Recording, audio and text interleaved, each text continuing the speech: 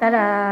ညနေပိုင်းလေးအားရနဲ့ agent training session လေးလည်းရှိရမို့ပတ်တက်ဖြစ်ခဲ့တဲ့ blog လေးပါတူတူလေးပေါ့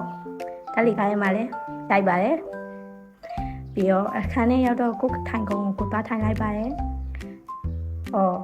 ပတ်ဝန်းကျင်ကိုတစ်ချက်ချိုးတော့လာတက်တဲ့သူတွေများတာပဲဆိုပြီးတွေးမိလိုက်ပါတယ်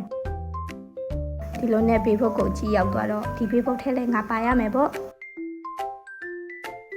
trainer လည်းရှင်းပြလိုက်သူရှင်းပြတာတွေကိုနားထောင်လိုက် agent ချင်းကနေအပြန်အလှန်ဆွေးနွေးနိုင်တဲ့ကောင်းတဲ့ session လေးဖြစ်ပြီးဆုံးခဲ့ပါတယ်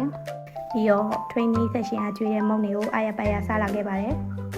မောင်စားရကောင်းလားမကောင်းလားတော့မျက်နှာကိုပဲကြည့်လိုက်ပါတော့သူကကျန်တဲ့ချိန်ကမတက်ကြမှာမောင်စားရဲ့ချိန်တော့တက်ကြပဲရုပ်ကတော့မနဲ့တည်းကအလုပ်ဆင်းထားရရဲ့ရုံနဲ့ခါနေပါရဲ့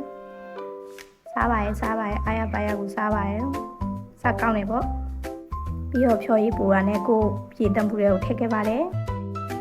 ကာကိတ်ကိုလမ်းလျှောက်သွားပါတယ်ဒီနေ့ကတော့ဒီလောက်ပါပဲတတကြည့်ပေးလို့ကျေးဇူးပါ